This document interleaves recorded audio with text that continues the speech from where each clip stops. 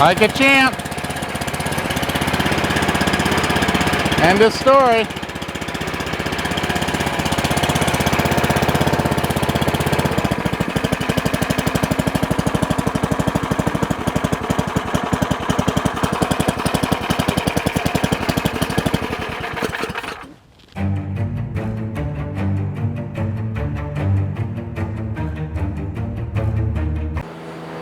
All right, today we're gonna get into this log splitter fiasco that I have going on here.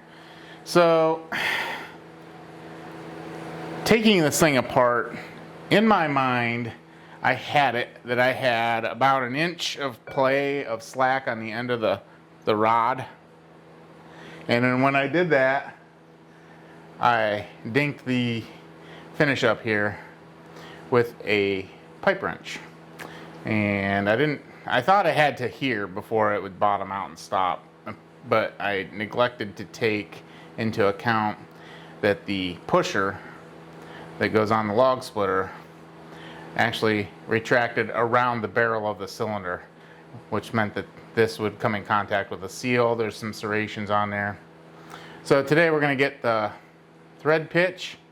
We're going to do some real crude machining here in my crude machine shop. The thread pitch on this guy is I believe it's 12.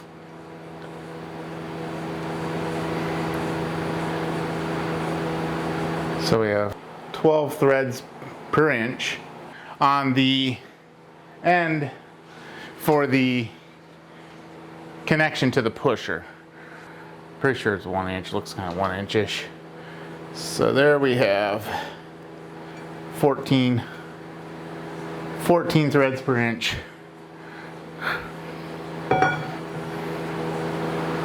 And there we go, 14 threads per inch. Double check our zero. Then we've got a 1 inch diameter on the piston end. So we got a 1x14 thread on this end.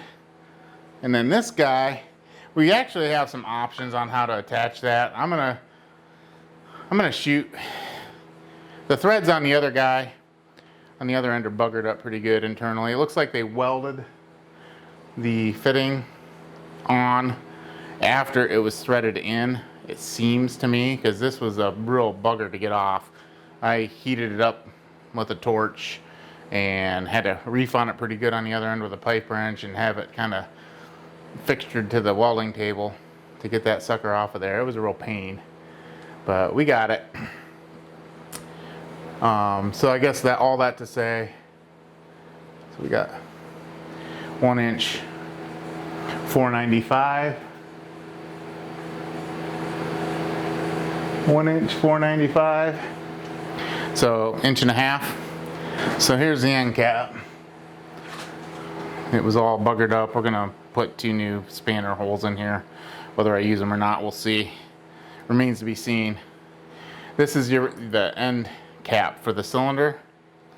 They installed this piece of wire. This is the new piece. I'll just set it here. So this new piece of wire, or the old piece of wire, they put a little dog leg in it, and then that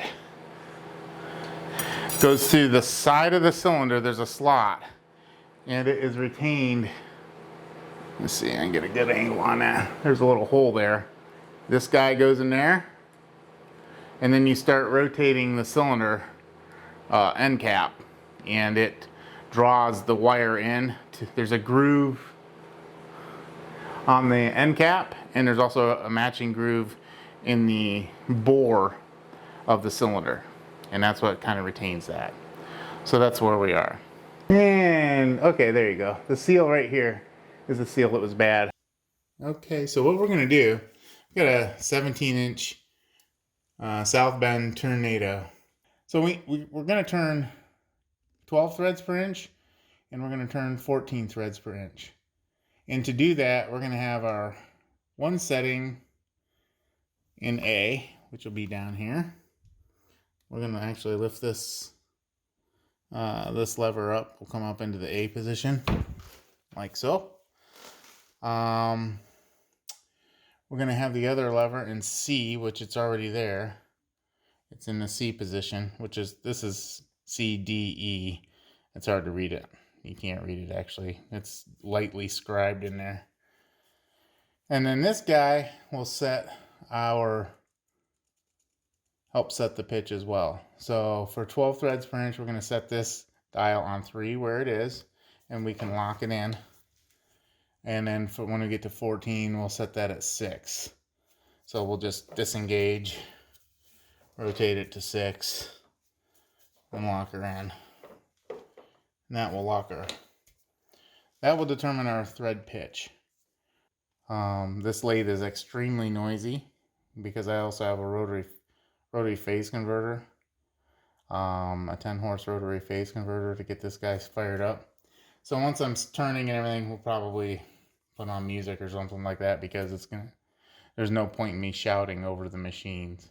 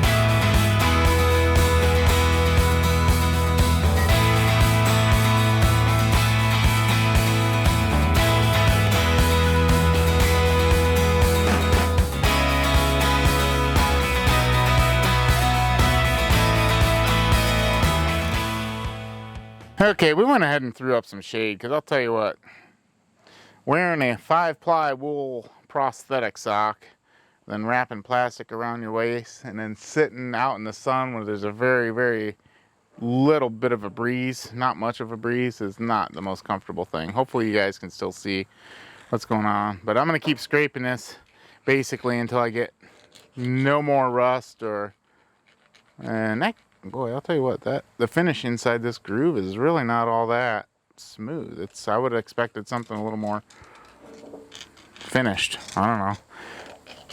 But I'm getting to the point where there's very little rust coming out. I'm gonna just keep going until it's clean.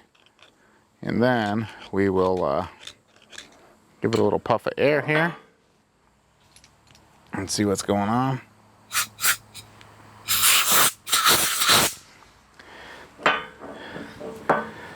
So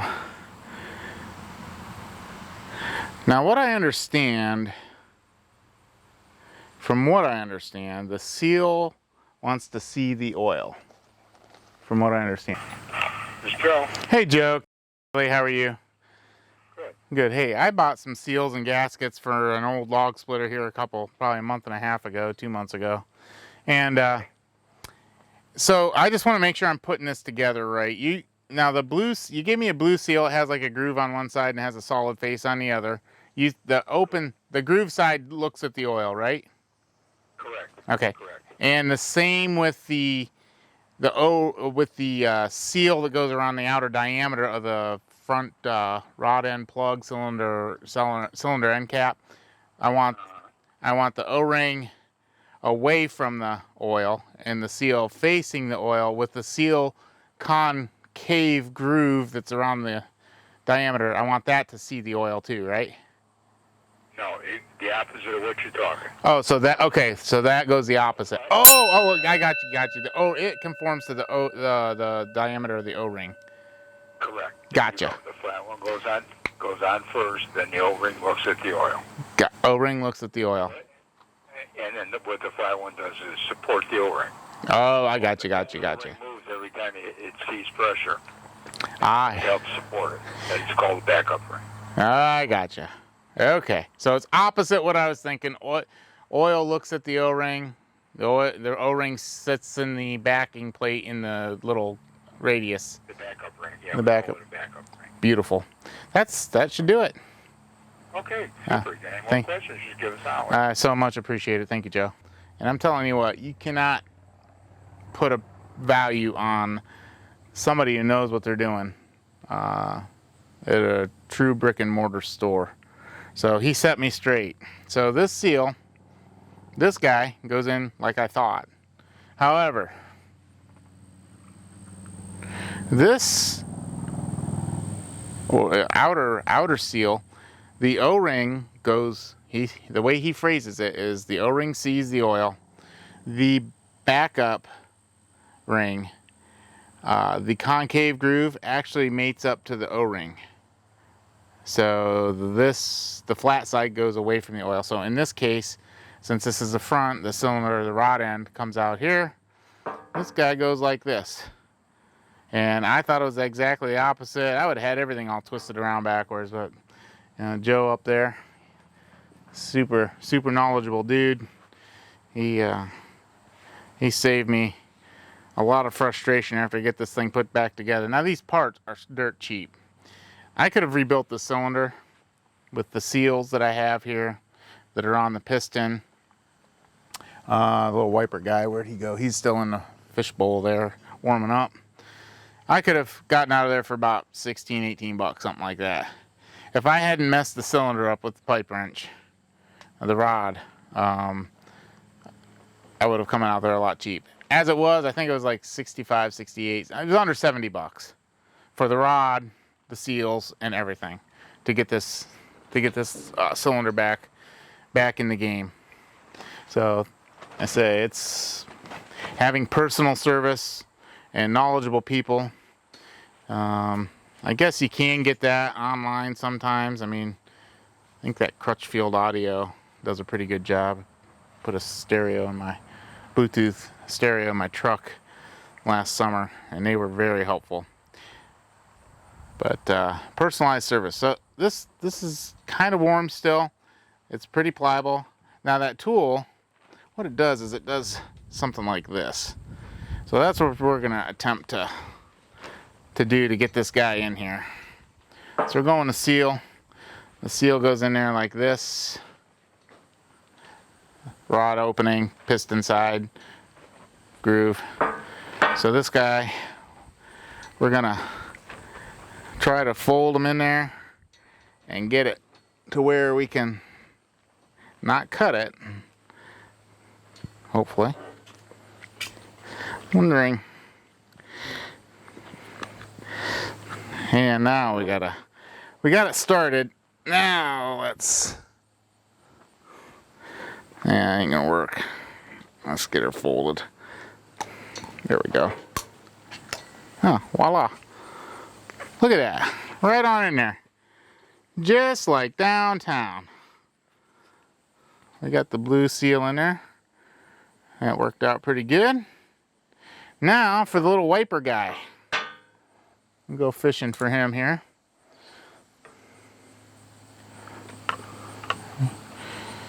My wife will be happy. I didn't get too many grease stains on this cup. I'm gonna ask Trevor to come around to my left, reach over my shoulder into frame, and grab the cup and dump it and get it out of here before I get it too oily, before I get in too much trouble. I'm not exactly sure what we recorded and what we didn't, so hopefully we got what we needed, but I'll run it through. I tried to put this on, and I don't think I had the edge on the cylinder broke enough. I don't think I had a deep enough of a chamfer on it. So I went back in, threw it back in the lathe, put it on. The lip is going over it fine on the wiper.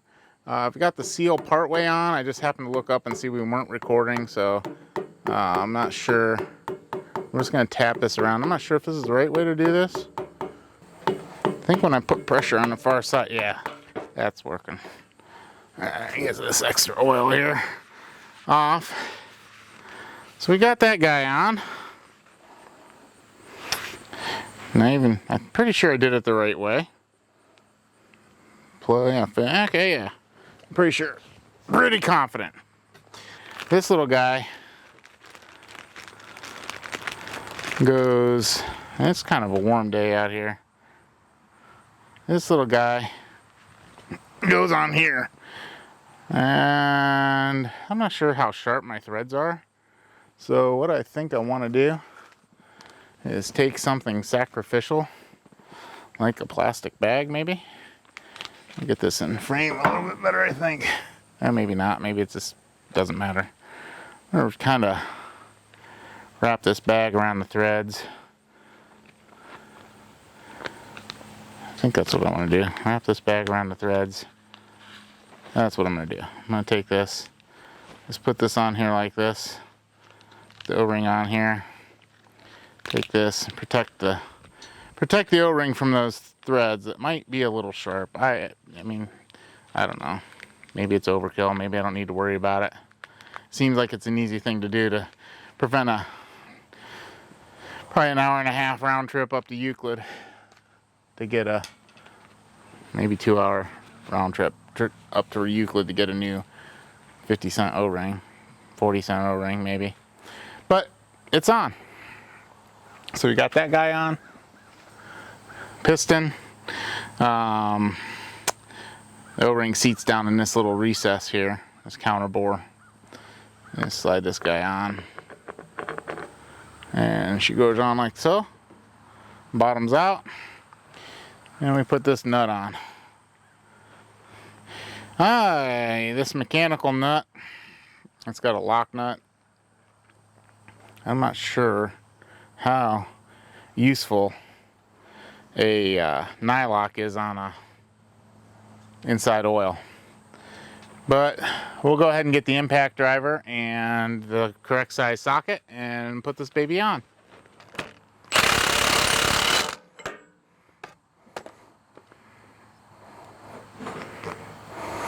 Not sure how tight I make that. There's probably some torque setting on this, which I have no clue what it is.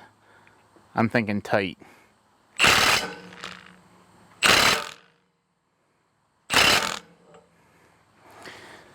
We had it on 3. I could put it up to 4, I guess. Nah, I'm thinking that's probably good. I don't remember it coming off that hard. So, there we go. We're going to go ahead and clean up any debris on the back of this and take it over, and actually I'll probably bring the log splitter over here and go ahead and install this and see how it goes. I think we're gonna have to clean that cylinder out a little bit, is my thinking.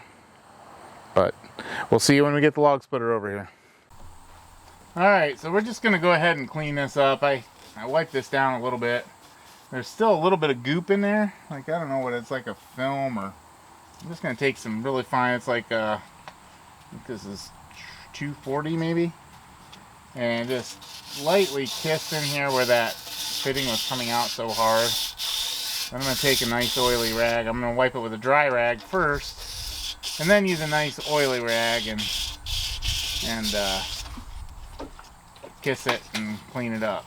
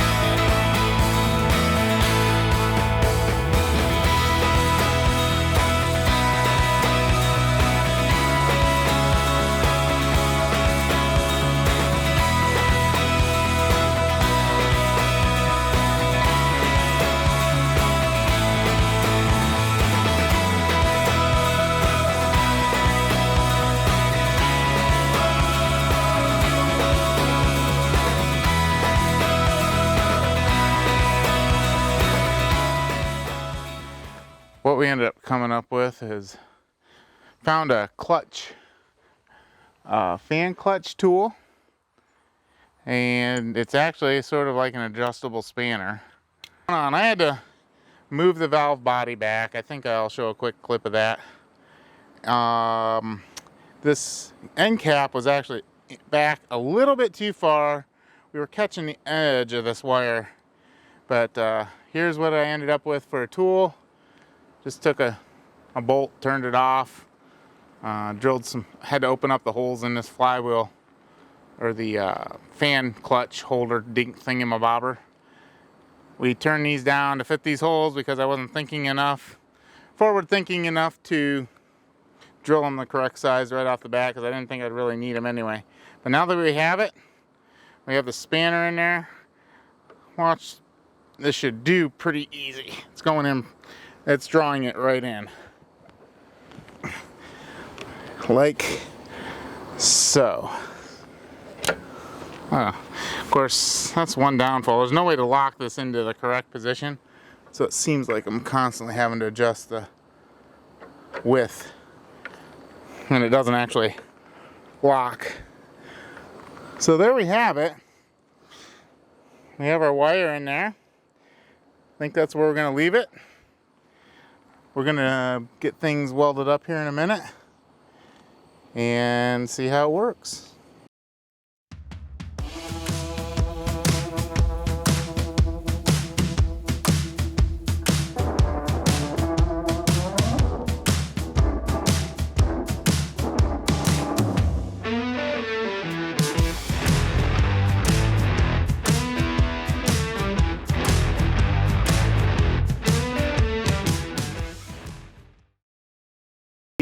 It should just fire up.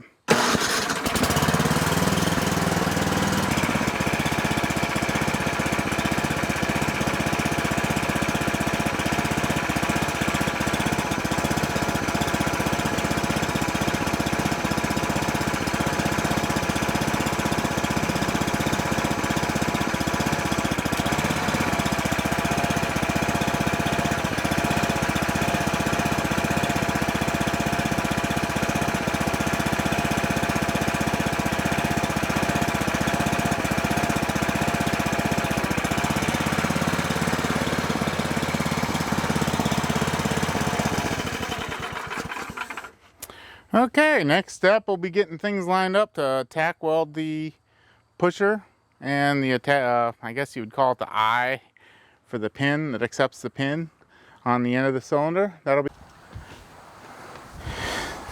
okay. So what we're gonna do is I'm gonna fire this bad boy up, extend the ram, get it lined up with our pusher, tack it to make sure everything's, the pin will work in and out freely. Once we get it tacked, then we'll go ahead and take it over to the bench and weld it up. So here we go, we'll get it fired up. There we go. So we get this all, we're in there. Now we got to work at getting it lined up. And I think I'm going to just try to do that by using the 2x4 and kind of a tangent point on the ram. Actually, it seems like that will work just fine right there. It's laying right on the rest. There's a pin in the back, so the cylinder body is not going to rotate. The only thing I could see rotating is the ram, and there's nothing in here except for a friction fit inside the cylinder wall, inside of the bore. I don't think this nut can come loose. If it starts coming loose, my solution will be to drill the nut into the ram and just put a roll pin. Just put a roll pin in there just to keep it from rotating. You can pull the roll pin out easy enough. It's got to be better than what was going on before in here. Alright, we're going to go ahead and cover the rod. I don't know if the chrome will be affected by the weld, so we're going to go ahead and cover that rod, the cylinder rod, with just the other glove that has big holes in it.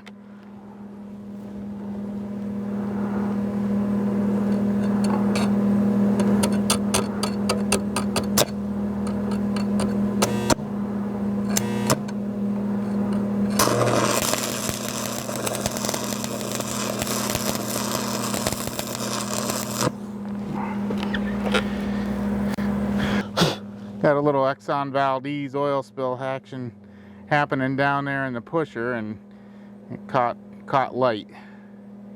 So I'm gonna go ahead and pull this apart, take it over to the bench, and we're gonna weld it there. All right, we're gonna grind a little bit of relief in here.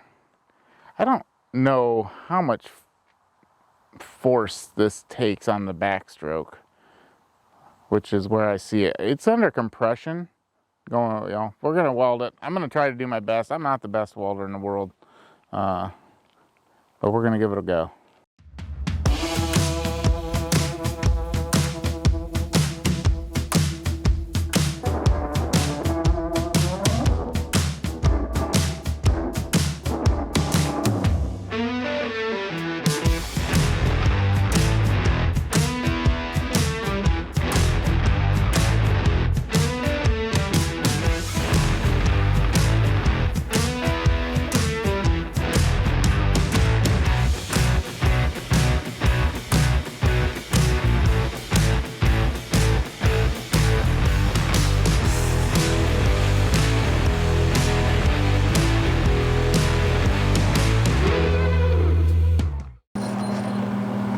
I don't know what that's called, but I'm gonna call it Crater Lake over here on this nut. I don't know what I was doing there.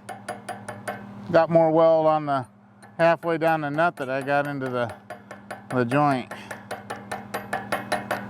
Hey, you get the training you pay for, right? Which I didn't pay anything for welding classes, so youch, that's gonna be hot.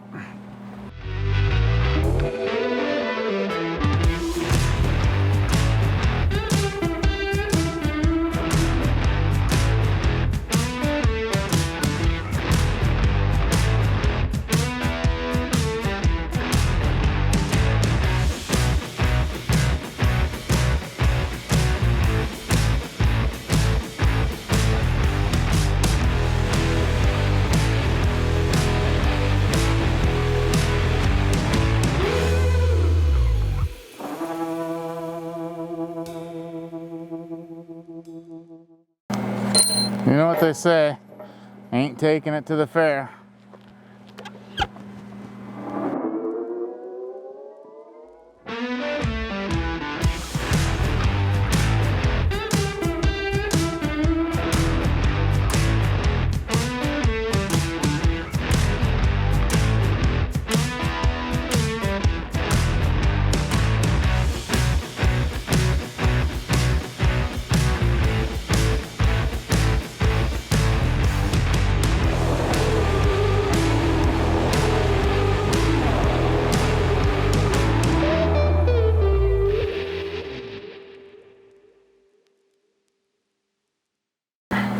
I'm always open to suggestions, and one thing I was just thinking of is if anybody has a suggestion of the heaviest, thickest paint to cover up this welding job, I would really appreciate it in the comments section. So it's been around for a while. We'll see if it makes it green now, and see how much value it actually adds to the splitter.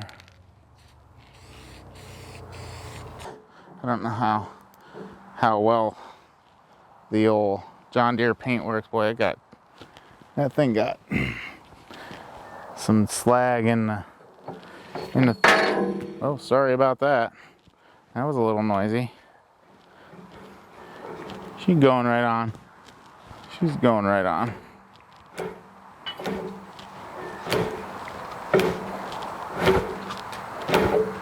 There we are.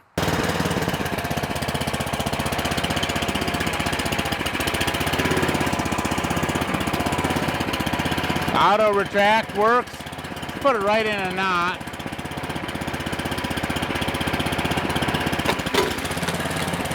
Like a champ. End of story. It works. And if you, well, I'm sure we'll do another video with more in-depth cutting and splitting and putting them in totes. And if you like this video, please give it a thumbs up. Share it with your friends, and subscribe, I think, and you also have to hit the bell for the notifications.